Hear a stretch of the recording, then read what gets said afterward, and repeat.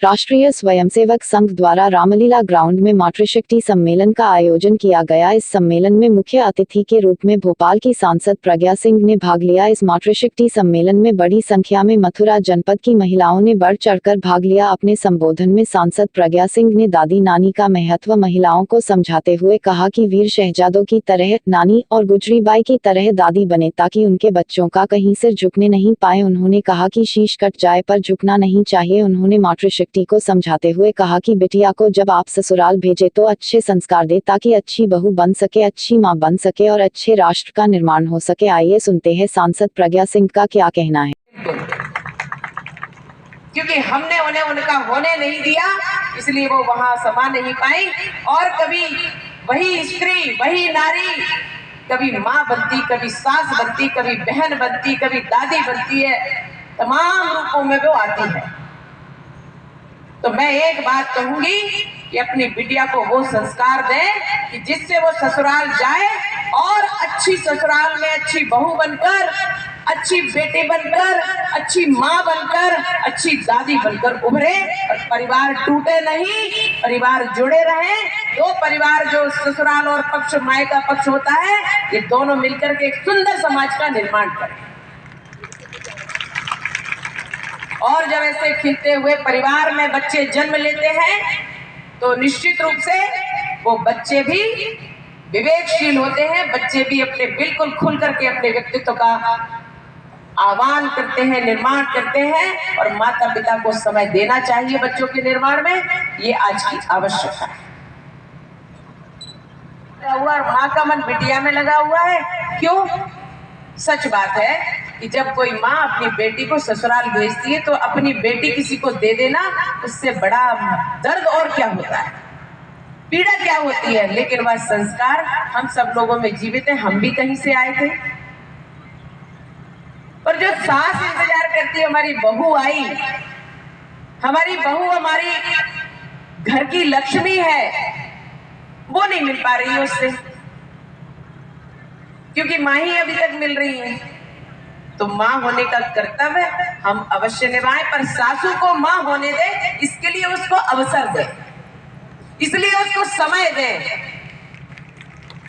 और जब उसको ससुराल में समय दिया जाएगा कि आप जिस नए परिवार में गए हैं, आप जिसको समर्पित हुए हैं, वो परिवार तुम्हारा है, वो तुम्हें वहां नई बहन मिली है, नई माँ मिली है, नए पिता मिले हैं। ये सब हमारे इन लॉज हो जाते, कानूनन हो जाते हैं।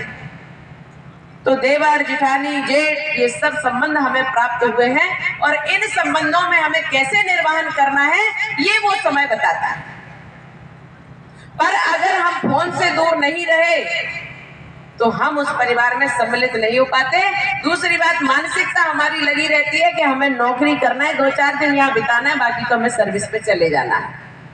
तो कितने परिवार टूटे, ये हमसे छुपा नहीं है।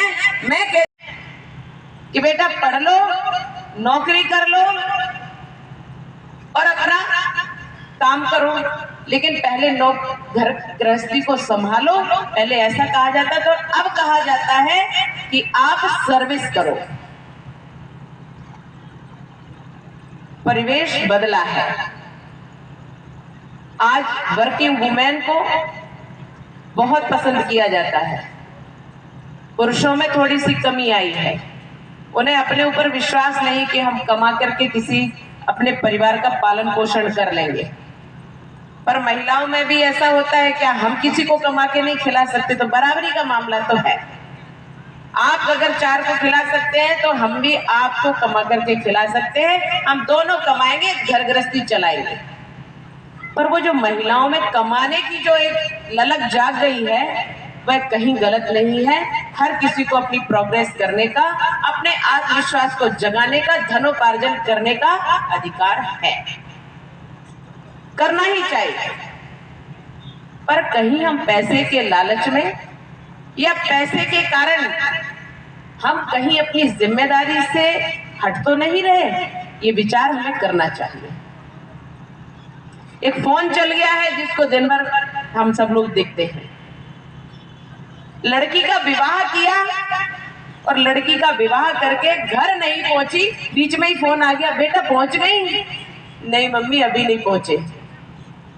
घर में द्वारचार का संस्कार हो रहा है और कह दिया जाता है बेटा पहुंच गए, हाँ मम्मी पहुंच गए, द्वारचार का कार्यक्रम हो रहा है। यानी कि संस्कारों के समय भी हमारा ध्यान संस्कारों में नहीं, हमारा ध्यान दूरभाष पे लगा हुआ है, मोबाइल पे लगा हुआ है। हम कहां से उन संस्कारों में सम्मिलित होंगे और कहां से हमारा गृह प्रवेश शुभ हो पाएगा। गोपी कृष्ण हॉस्पिटल चिकित्सा के क्षेत्र में मथुरा का अग्रणी हॉस्पिटल एवं पहला टेस्ट ट्यूब बेबी सेंटर है। IVF में 70% सफलता, स्त्री रोग विभाग में high risk delivery, caesarean operation, hysterectomy आदि बेहद अनुभवी एवं क्वालिफाइड लेडी डॉक्टरों द्वारा किए जाते हैं। मॉड्यूलर OT एवं हाईटेक मशीनों से फिजियोथेरेपी, एम्स दिल्ली एवं CMC बेल्योर द्वारा certified pathology. Gopi Krishna hospital में Ayushman card, ESI card, BSNL के कार्ड, रेलवे के कर्मचारियों के कैशलेस इलाज की सुविधा, लगभग सभी इंश्योरेंस कंपनियां एवं TPI कार्ड धारकों को कैशलेस इलाज की सुविधा।